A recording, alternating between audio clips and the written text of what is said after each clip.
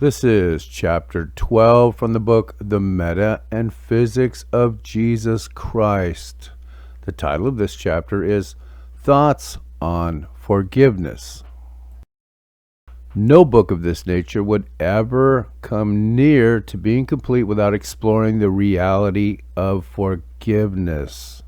Forgiveness is a crucial part of the physics and meta of Jesus Christ. It is part of actually generating super high level frequency vibration.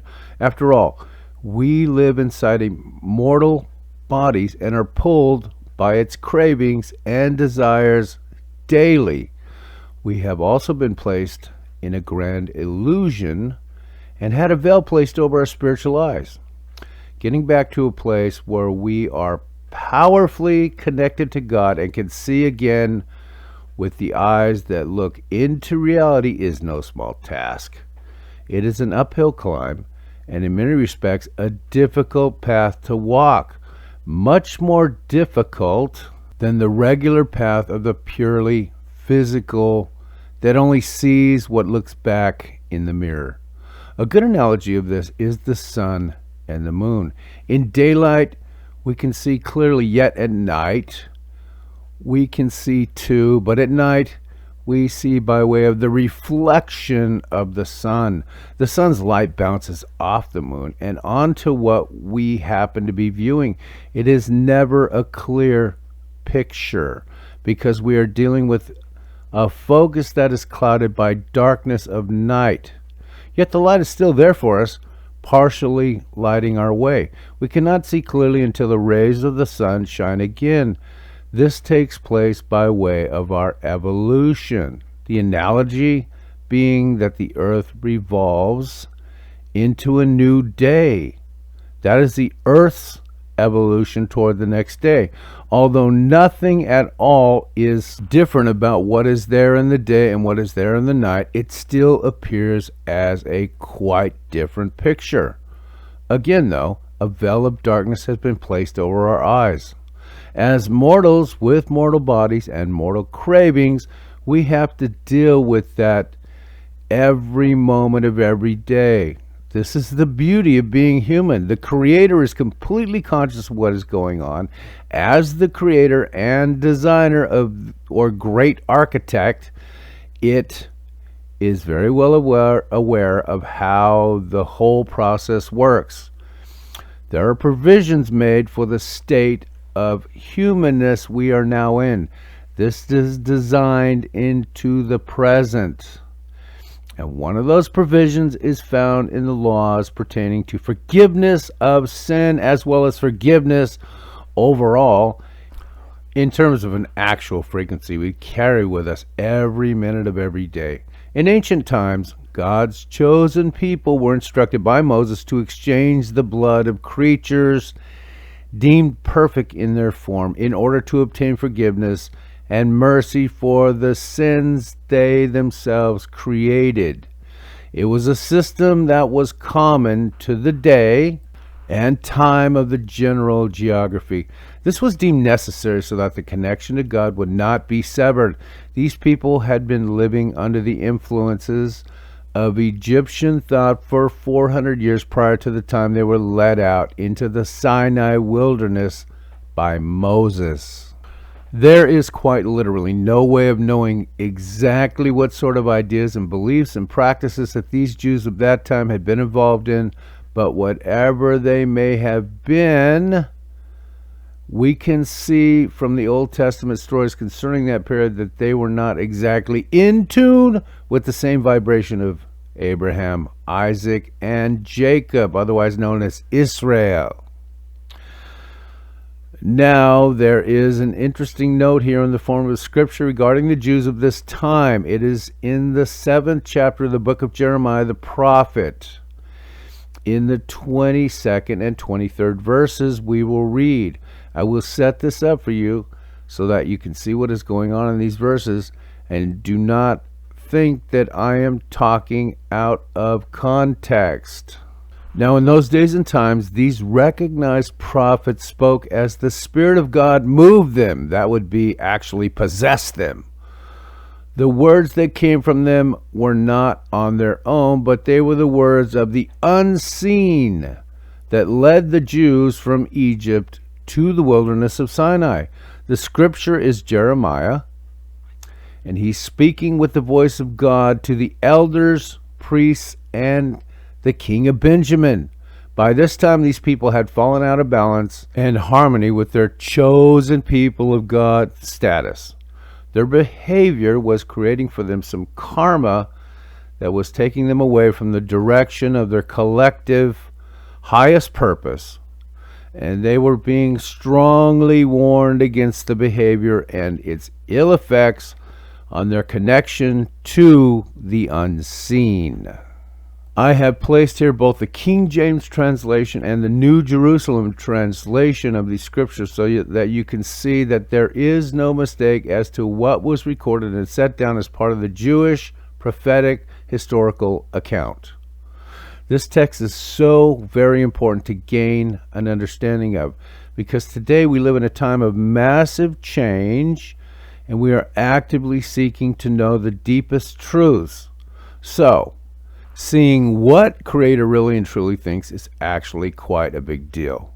This is mind-blowing stuff because it takes and dumps on its head the whole of the system of sacrifice and temple systems of the ancient Israelites. We see in this that God did not even care about this system of atonement in the fashion it was practiced for centuries in Israel. This should have been taught now for the last 3,000 years, but then religio-politics would not have gotten to do what it does now. So here's the scripture from Jeremiah chapter 7 and verse 22. For I spake not unto your fathers, nor commanded them in the day that I brought them out of the land of Egypt concerning burnt offerings or sacrifices. But this thing I commanded them, saying, Obey my voice, and I will be your God, and ye shall be my people, and walk ye in all the ways I have commanded you, that it may be well unto you. That was just the King James Version. Now we're going to read the same thing in the New Jerusalem translation version, because I don't want you to understand that, or I don't want you to think that this thing quibbles in what it is actually saying. It really means what it's saying. This is the New Jerusalem translation. According to many, it is more accurate in its translation to the original. This again, Jeremiah 7 and verse 22. For when I brought your ancestors out of Egypt, I said nothing to them, gave them no orders about burnt offerings or sacrifices. My one command was this: listen to my voice, then I will be your God, and you shall be my people. In everything follow the way that I mark out for you, and you shall prosper. That was both those scriptures. But just in case you think I am making a mistake here with the scripture, because it is certainly not 100% in line with the sermons being preached over the last 1,300 years, here it is from the Tanakh. And the Tanakh is of course, the Jewish holy book, the Bible, not the Christian Bible, but the Jewish holy book, the primary Jewish holy book. Same thing in the Tanakh, Jeremiah 7:22. For when I freed your fathers from the land of Egypt, I did not speak with them or command them concerning burnt offerings or sacrifices. But this is what I commanded them: do my bidding, and I may be your God, and you may be my people. Walk only in the way that I enjoin upon you, that it may go well with you. Now I have to interject here and tell you, this stuff I'm talking about right now is really, really, really big stuff. It's really big stuff. Okay, let me continue with the reading. I'm done with this interjection. But really, it is big stuff. I can only theorize on the idea of why they went ahead under the direction of Moses and instated the whole tradition of sacrifices. I fully believe it had to do with how both Moses and the Jewish population had been influenced by the powerful Egyptian culture and religion. Let me remind you that in those times, sacrifice was the norm. I think this is how they thought about things, like gods, and therefore Moses, recognizing this, implemented something tangible that they could relate to. I also think that God, recognizing what Moses was doing and why he was doing it, accepted it as what Moses believed had to be done. I say this because God actually enjoined into the whole process as stated in the scriptures. But God himself had a completely different idea in mind, something with a much higher frequency and process, something that has to do with what righteousness actually and really is, as a system and function of how the universe works in its entirety. But they got religion instead. Unfortunate, but true. And so it was that sacrifices and burnt offerings had come to be the law, that is, the legislation, for the ancient Jews during the time of Moses and afterwards.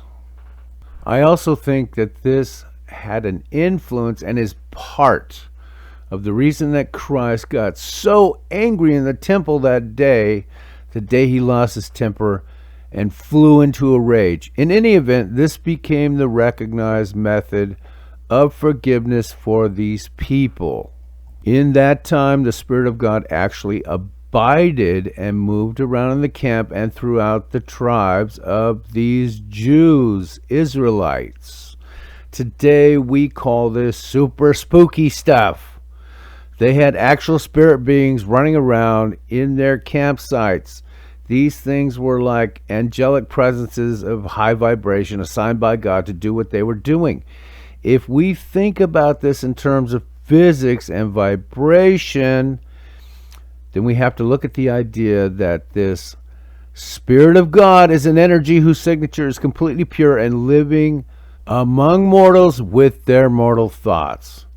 It would only make sense that the people in this situation would have to adhere and live by a different standard. If they did not, then the outcome would be that their sins and transgressions would taint the spirit and disrupt the harmony and connection that was between the Spirit and the people. And this was because the Spirit of God was actually hanging out in their camp with them. That was a spooky, weird setup. In fact, the whole thing with Moses was a spooky, weird setup, like a scary movie, only on steroids. I mean, having angelic beings walking around in your area is really very kind of freaky. If you were not from the energy spirit realm, that is.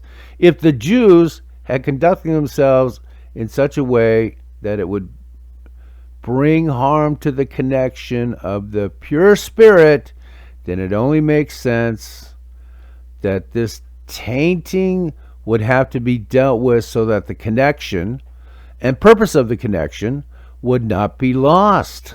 They had serious rules and serious punishments. But think of the perks also. The provision was made because God desired the connection with the people. God also knew that it would be nearly impossible for humans to walk a perfect path before him. Their vibrational frequency simply wasn't even close to being high enough for them to pull this off. However, there are physics and principles that deal with the connection to God that can never be changed. And because of this, then God made a way for forgiveness of sin. This all came about in the wilderness of the Sinai region. Later in the timeline of mankind's history, the implementation of sacrifice of animals for forgiveness became corrupt. This is when the Creator took on human form and came to earth and set it right. This is due to the same desire that God has to be connected to his chosen people. Still, though, the physics and principles pertaining to forgiveness and sin have never changed. It still is about the frequency one carries and what sin does to the frequency. They can't change because this is part of the physics of this universe. It would be like trying to change math or science. It can't be done. To even try it would be to corrupt it. These are fixed principles with all things that are based upon it. It is part of the system of what righteousness actually and really is. It is the physics and the meta of Jesus Christ. Even back then, before the name Jesus Christ was ever being used or even known, it was called something else back then. It described the office of power. So again, the exchange for forgiveness, blood of a being that was perfect in his form was made. The blood is the life force. Let me say that again. The blood is the life force. The blood is the actual life force. That's what carries the life force. This was the crucifixion. The blood is the life force, and it is offered to God with a repentant attitude and is accepted because it was set up that way. But this was not the original intent of the Creator for the creation. Jeremiah the prophet just made that clear. The universe is about exchange, give and take. Nothing is ever free in the universe, and nothing of any value whatsoever comes without a price. This was the price so that the connection to God would still be available, and yet no principle or law pertaining to the foundation of the universe would be brought down or allowed to be tainted. Again, the principles are fixed and immutable. They cannot change, nor will they ever change as long as heaven and earth remain. Even the Creator must operate within his own physics, especially as it pertains to how we are living on earth. Otherwise, the balance would be upset and the whole thing would come flying apart. This is what forgiveness is all about. It is the life force of universal light cannot deal regularly with things that are tainted. It upsets the balance. It cannot happen. Too much is at stake. So the provision has been made through the extension of universal light, universal love. Forgiveness has been obtained. Now there is something else here we really have got to see about forgiveness. It is a two-way street here. It is an act of maintaining the connection and wiping out the blocks to that connection. We can think of it as a very high-tech energy related to purging mechanisms.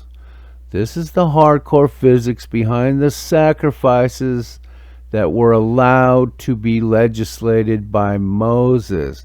It is an impossibility to tap into and maintain a connection in universal light and universal love if the conduit between you and the it is not working properly. To simplify it completely, it is like a ground wire. You can have massive current wired to something, and yet if the ground wire is not functioning because of corrosives, you cannot harness the current. This is the same principle. This is the true purpose of forgiveness. It is the same with our relationships and connections to our family and friends as it is to the universe. Same thing, same principle, same thing here. Forgiveness is about keeping the conduit clean and functioning. If not, then the divine love current is blocked. Remember that it is a two-way street we are dealing with. Also remember the power you have through the laws and principles and physics of free will. You have to keep your connection or your conduit cleansed at all times. That is to say that you cannot allow problems to ruin the ground wire. You can't allow guilt and judgment to corrupt the flow of energy, the flow of the current. Forgiveness is a universal tool of cleansing and purifying. Being diligent in maintaining a righteous position to all is the best way to avoid needing it. Let's say you do something wrong and you know it will disturb the conduit rather, and the connection. You realize after the fact that it was wrong. Well, this looms in your psyche and ruins the balance of the flow of light energy. It is not that you are some devil that is out to take over the whole of the universe, but instead it is that you have tainted the connection. The ground wire got messed up somehow. You have just crossed over into the negative side of the physics of inertia, or the laws of cause and effect, or the laws of sowing and reaping, or the laws of karma. All the same thing here. If the wrong is not addressed, even doing wrong to your own self, by the higher physics of forgiveness, then the connection is tainted. It does not matter if you are dealing with your grandmother, your friend, your wife, your child, or the universe. The forgiveness is actually for you and your connection to the rest of the universe at large. It is a CEV thing, consciousness, energy, and vibrational frequency thing. The forgiveness is not for them, although they seriously benefit, but the forgiveness is for you. It is for your frequency and your connection. This is a thing you do for your own benefit. The physics of the universe are simply the physics of the universe, and they sweep across the whole board. The current of universal light and universal love will have been compromised at that point and need to be corrected, lest the current become permanently compromised. You can think of this like Eastern medicine, where you are correcting the flow, so everything comes back into balance. Rather, the wholeness is restored. This is forgiveness in a nutshell. It really has very little to do with guilt. Guilt is merely the remorse of realizing the wrong that you have introduced into the current in the first place. So much of the doctrines about this are nothing more than religio-politics. After the forgiveness has been obtained, the residual guilt is actually the source of what taints that connection. It blocks the flow of energy. So forget about it. As the Sopranos would say, oh my God. Let me interject here. I can't believe I wrote this. Wow, that's really dating me as to when I wrote this down. Okay, the Sopranos. Wow. Okay. That's probably not relevant for this time that I'm recording this to be read. Back to the reading now. Remember the source of the guilt. Learn from it and then move on toward the attainment of holiness. That is to say, wholeness. We can't keep the guilt. It must be done away with. Hence, forgiveness. To keep the guilt alive is not to accept the gift of forgiveness. Forgiveness comes with a price. And also on both the real and unseen levels, the price was paid by the Creator.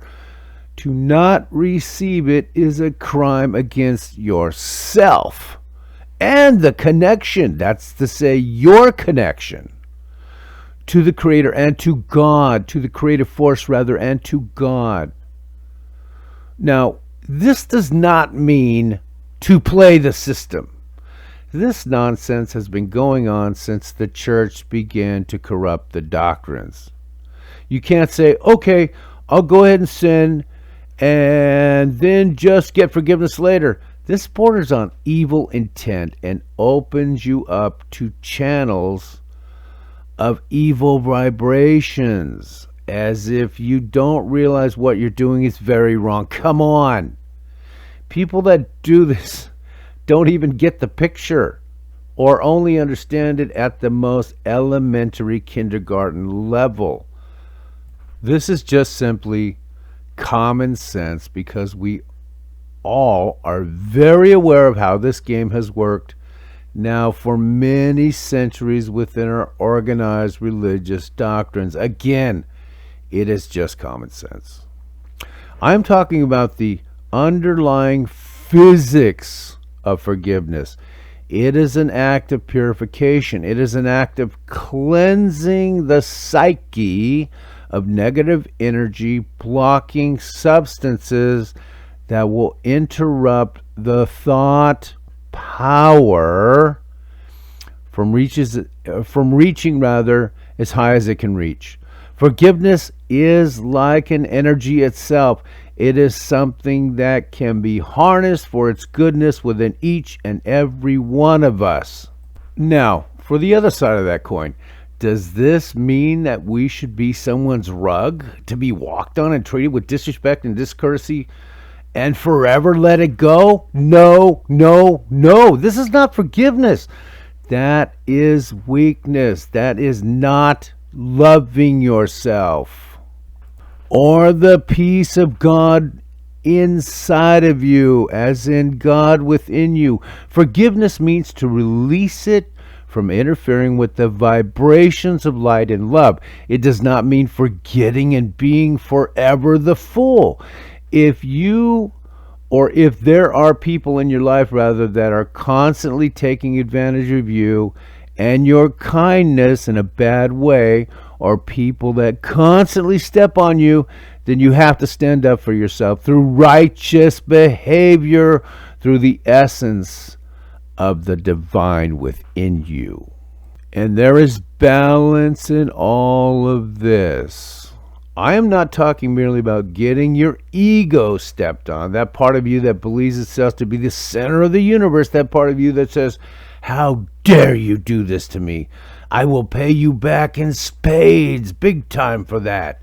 This is your lower self talking. You see ignorant pride and foolishness when you see that. Instead, the instance that people really and truly tend to take advantage of you and really step all over you, as if you were not a being of light energy encased in a body. If there are people like this in your life, then you need to leave them to what they are creating for themselves through the laws of cause and effect, and just know and feel who you are. Through this, you will understand what it is that they are really doing. Then you need to forgive them and move on, so that your own current to the divine, think physics now, is not blocked. This also does not mean you have to be so sensitive that you end up hiding in a cocoon somewhere, a safe room. We have all seen people like this. The woman who has been crushed in relationships, the man who has been stolen from because he trusted the wrong people. Many times this hiding is actually a product of too much confusing religious doctrine and unrealistic expectations of the world we live in. This is also a product of an inability to forgive and move on with the business of living. Do you realize how many psychoanalysts have made a wonderful living because people are unable to forgive and let go and get back to their connection to the divine? Forgiveness, as you well know, is not just for the divine to distribute to us, but it is also for us to distribute to others and to ourselves. That's right. To ourselves. Ourselves. Okay, I would love to make a giant point of this, but I'm running out of time on this recording. To ourselves. I hope you get that point. That's really important. When you are in the wrong, it doesn't matter if you do something petty or something really heinous. You have to also forgive yourself. If you can't do that, then the sin will eat you up like liver cancer. It is, in fact, an actual true negative energy signature. It gets in your aura like a signature. That has, in fact, entered your own energy field. Think aura. Think four components for a minute. It is a negative signature that gets in there. Forgiveness, again, is about getting rid of anything and everything that will block your flow from the divine within you, as well as the divine at its source. To really miss this understanding is to have a life filled with unnecessary anguish, even to the point rather of becoming a victim or a predator. Neither of these two ways of living is in balance, and both lead to enormous unhappiness. I mean, the woe is me syndrome, or the to hell with you, man, I'll just blow you away right now syndrome, is no way to live a happy and adjusted life. Yet both of these extremes come from not understanding or not practicing the energy and frequency of forgiveness. Look, if the source of the divine can have patience with what it is to be human, then it only stands to reason that the peace of the divine within us can have patience with that, with what rather it is to be human as well. So have some patience and know that you and everyone else is human. Understand the relevance of forgiveness as it pertains to this. And for God's sakes, do not be so judgmental all the time. But also, do not buy into the psychobabble of today's time that lies and says, I'm only human, you know, as some sort of cop-out excuse for low-frequency energy consciousness and all that bad stuff that comes with it. Perfection and holiness is something you should strive for. It is a vibratory frequency, a CEV thing. If you have any real understanding at all, with CEV that is, it is not something you are born with, but it is something you have to seek out and enlighten yourself into. It quite literally is the way. We will all sin and we will all make mistakes. And we will also fail to understand things until we look for the understanding within. All of this is just part of being human. It is a beautiful thing to behold. The angels themselves sometimes look at us in awe and wonderment. We have the ability to grow and learn and evolve and to become a real lighthouse beacon that lights the path for a much more enlightened type of life. Do you not think this is way cool? By the way, unless the rapture happens, no one is getting off this planet alive and still in the body. We only have so much time in this lifetime to live the human experience.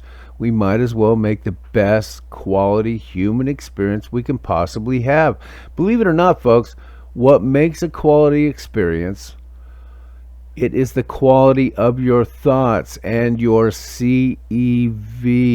To learn to have forgiveness pulsating through you and to learn to be forgiven, this is the physics and the meta of Jesus Christ.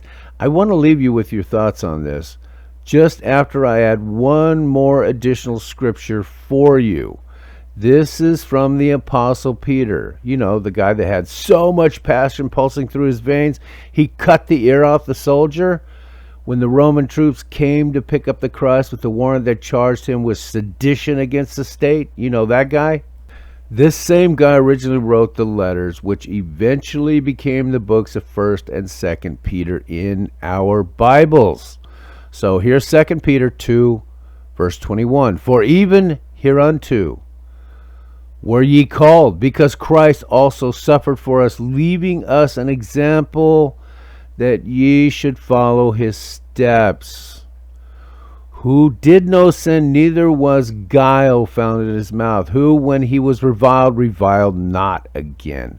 When he suffered, he threatened not, but committed himself to him that judgeth righteously, who his own self bare our sins in his own body on the tree, that we, being dead to sin, should live unto righteousness, by whose stripes you are healed. Okay, I have just one more thing here. When he is talking about healed in the lesson, he means to be brought back to the state of wholeness. Reflect back to the Greek phrase where they get the word salvation from. This is the same kind of root meaning as the real meaning of salvation. To really and truly understand this, you will have to get the full revelation of what righteousness actually and truly is. The church has not taught this for many, many, many hundreds of years now. But if righteousness really is a physics and also a meta, don't you think we should know all about it and dig deep? Yes, yes, yes. This is the end of chapter 12, Thoughts on Forgiveness. We will commence the reading in chapter 13.